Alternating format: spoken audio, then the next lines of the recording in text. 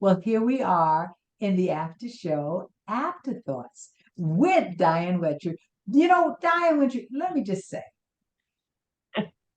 I am so proud. I remember the day after we were on the bus with the snow and someone said, "Well, Lynnie, how did you do?" I said, "We talked the whole way through. We did. It was so great. I'm so glad that we ended up getting on the same bus. Yes, I mean, and I walked by you and I'm like, Lynnie, what are you doing here? Yeah, you know, I mean, because I said, looks like that. Went, I tapped you and I went, is that you? You know, because some people sometimes, you know, you're tired, you think somebody looks like somebody. I went, well, but I said, no, I think that's Diane there, you know? Yeah. And what was really wonderful about it is all the things that came up in the conversation, how many different kinds of ways we were talking about to increase the knowledge of music in the community where we live, in the business that we're in, the industry that we're in, because both of us, you know, the symphony is housed in Allentown, but your reach is all over the world. So, as Vicki Carter, I'm saying her name now, has written us both and said that you are introducing the island of Elba out, created an opportunity for her to be able to do that, which is really fabulous. And yes, Vicki, hi, Vicki, hi. You know, oh, the Carter family, Logan, hi, Ron. You know, they those of you who don't know, Vicki Carter was the musical director for the show Eubie, the music of Eubie Blake that was on Broadway that I had a little bit to do with. And um and she had written us and said she knows Diane and I've worked with her and she's written us and when she listened to the radio show. So that was really very cool. You know, it's very, very cool of her.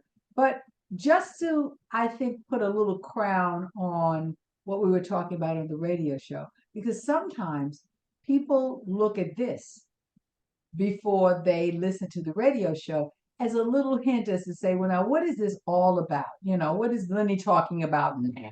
She's always talking about something. And I just wanted you to recap when you said it's still so impactful to me when you were younger, how there were no role models, you know, for you. How did that feel, the journey of finding the position of conductor for you? Just a little bit. Just recap. Yeah. And you know, I think one of the reasons I've been able to be successful is, you know, we talk about perseverance, and I think I was just oblivious to the fact that it was supposed to be hard. I guess I was lucky, raised in a family. I had 3 older brothers, and there was nothing that they did that I didn't feel I could do just as well. Mm-hmm. But that still being said, you know, it wasn't like you could go to a symphony concert and see a woman in front of the orchestra when I was growing up. It was, there were just none. I mean, there were a few, but they were far between. And I think if I would have thought about it, if I had actually, I might not have gone on in music if I had really thought about it, but because I didn't think about it, I just said, oh, I'm supposed to do this, so I'm going to do this, and I'm just going to plow through and do. So I didn't let anything bother me. I must have been in my own little bubble. And I'm sure at times there were probably prejudices against the women on the podium, but I was so into the music that I just stayed focused on doing the best I could do. And I remember one time when I was doing a talk, I think I was guest conducting somewhere, and somebody asked, well, what does it feel like to be a woman conductor? And I said, well, you know, I can't really answer that question because I've never been anything else. Yeah. I am who I am. I bring my unique musicality to the podium. It doesn't matter if you're male or female, you bring your personality. And so we shouldn't be stuck on the gender of that. But so many people were.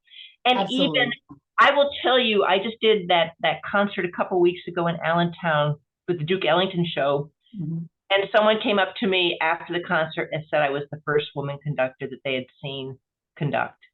Wow. Even now. Even now. And I remember every job I got, I was always the first. You know, I was the first woman conductor of an orchestra in Texas. I was the first woman conductor of an orchestra in Pennsylvania, the first woman conductor of an orchestra in Connecticut, you know. Yeah. And yeah. So you would hope that You we have made to tell so me much about being progress. first, Yeah. first. You know, do you always and it's one of the things when I think about for me, what is it? Ignorance is bliss for Yeah. me. Yeah. Because if I stopped to think about how difficult probably it could be to do the thing that I was determined to be, well, I just thought, well, I'm going to do this. Right. And, you know, I didn't think about it. It wasn't until years later that I kind of went, what was on your mind? Why would you even think it? But I'm still in the middle of things that I will from years now say, Lynnie, what was on your mind? Why did you do that in this time of your career? Why did you take on this challenge or that challenge? And because you just do. Right. And you And don't that's think what about it. people have to realize. If you have a dream, you just have to keep persevering. I always Yes. call it, it's a game of last man standing. You know, Yes. and so That's many it. people drop out. So if you Exactly. just keep You plowing keep through. and being relentless of it. It's just relentless. I mean, there are people who I've started working with now who are really having great success, and I say kudos to them because they kept on, you know, just trying at it every opportunity. If that didn't work, then they went to one other thing, and if that didn't work, then they went to one other thing until the opening was there. And that's what I say to young people: just keep going. There's no formula.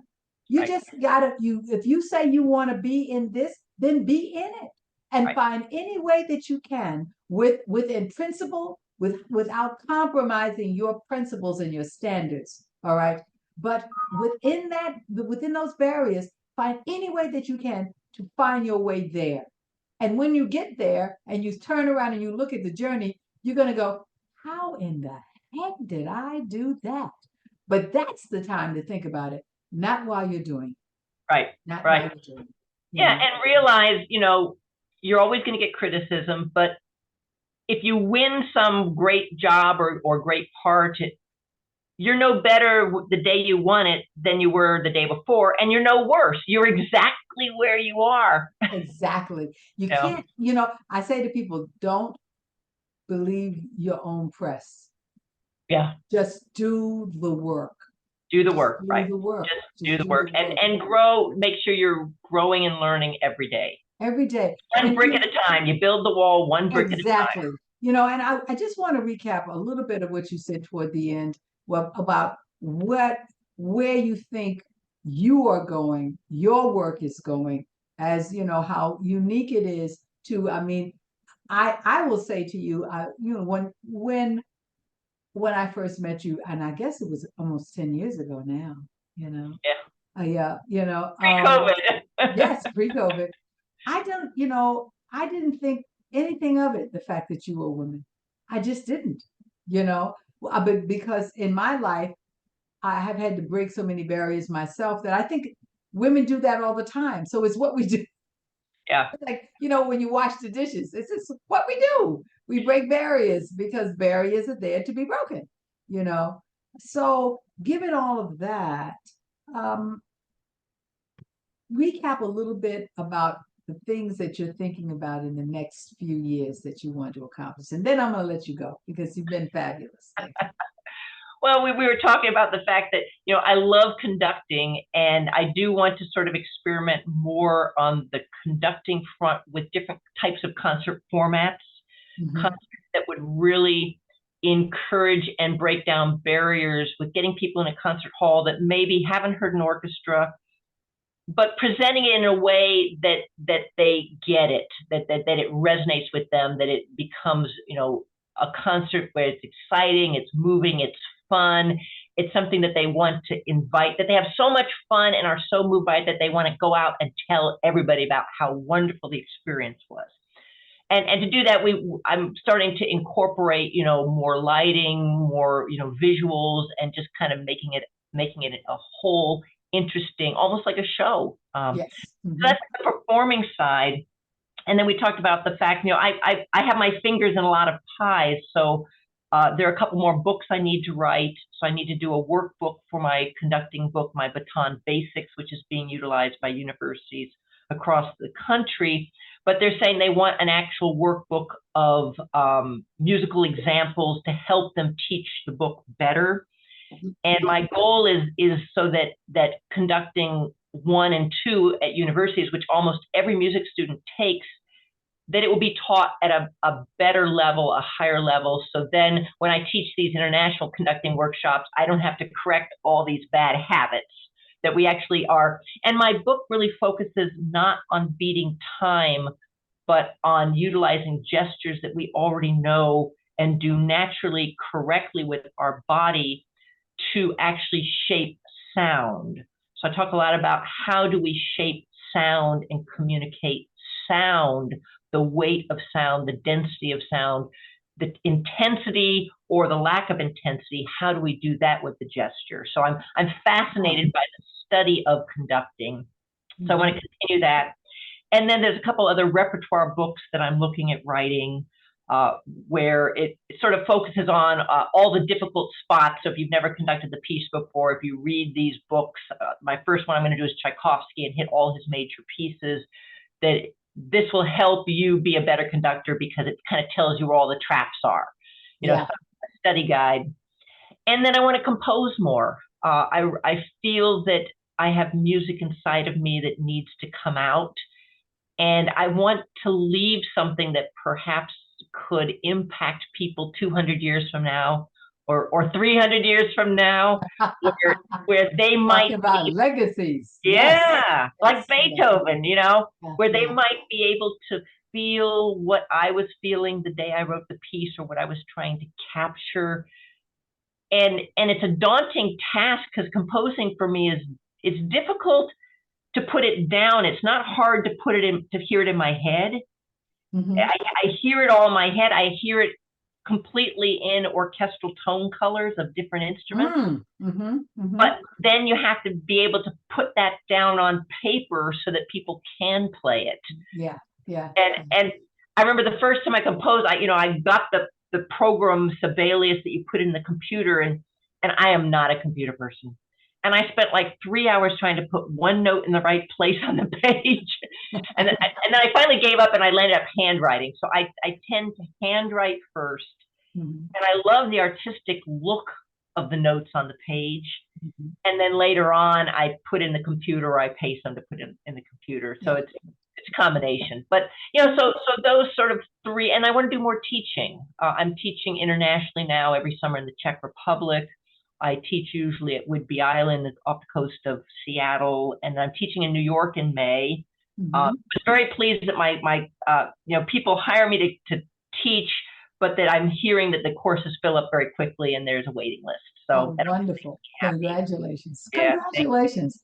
It's this one. I think your idea of being able to write something so that the students come to you and you're not undoing years of things that they've been taught. That and I find that when I direct or either do master classes, and you pick one student and you can even tell by the way they walk up and the way they're about to stand to start to sing, you gotta go, oh, stop. right. And you even start, stop. Where did you get that? Who told you to do that? Who told you to do that? So many things. And I have so many friends who are teachers because I wanted to become a teacher. So we sit down and we talk about that in music as well as the academics of really trying to prepare these students so that, and I don't know where they're getting the erroneous kind of information from. So I don't want to spread it that it's coming from other teachers, because we have some fabulous teachers that are in our system. But sometimes some of these students get off by themselves and they go and they look at YouTube, or they go and they're trying to replicate somebody, and you go, okay, that may work for that person, but that's not your body type. That's not your support system. You're not even supporting anything. Where are you? Oh, just don't even get me to be started. And you are so right, particularly YouTube with conductors. you know, they watch these videos and they're not making judgments whether this conductor is actually effective musically or not. They're just watching and go, oh, that looks cool. I'll do that. You know? Yeah. And you're like, oh my I mean, goodness. the sound of the note. Well, that's a good note. And how are you getting that note again? How does that sound to you? And why is the note so important, so much more important than what you're singing and how you're singing and how you're producing things? And the same way as an actor, you know, I said, why is the emotion, the fact that the playwright has written, this is a tearful moment, how the making of the tears is more important to you than what the moment is, and letting the moment make that happen. Yeah. You know, oh, please. You know, and it is the giving back of that, and the passing of the torch of that. You know, because I've been so fortunate to work with masters, whether they be females or males, wonderful people who did teach me well, you know. And so here I am in this point in time of my life where I can, you know, sit up there and listen to Sarah Vaughan and hit the notes with Sarah Vaughan, you know, at that point in time, where there are a lot of people who, because of their workload, because of their training, that does not exist. So kudos to you. Kudos to all the things that you want to do. I congratulate you on all that you've accomplished. I am an advocate for women and women of all colors. That we move forward, that we move forward together and be in a unit at this point in time, because we still have so much more to go to be able to close that gap in which we have the opportunity to be judged by the content of our character and not our gender, you know, and our talent. So, you know, the talent is there, the work is there. So the other has to be put aside. And I recently had an opportunity where I had to hire someone, and the position went to a woman, and they said, "Oh, you hired a woman." I said, "No, I hired the best person Right. for the job. You know, I hired the best person for the job." So with that, we will end our.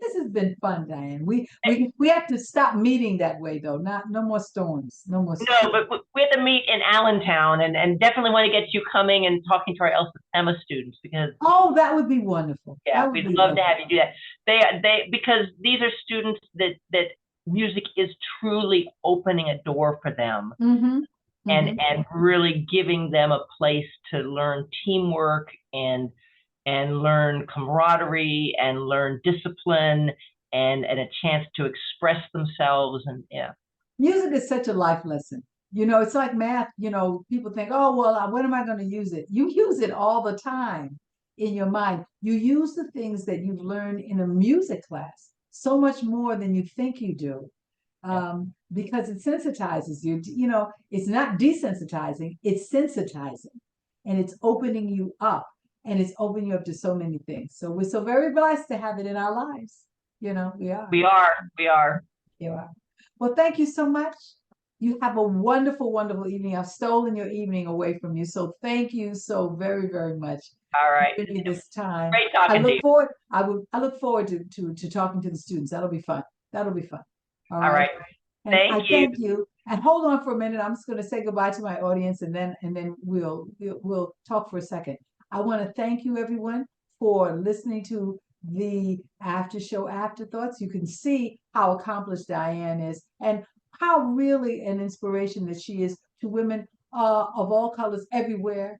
And we hope that you all find her books, buy her books, read those books, buy our books, and have a great, great, great evening, everyone. Have a blessed time, and I will see you on the radio. Now, Lynnie Godfrey. Bye-bye now.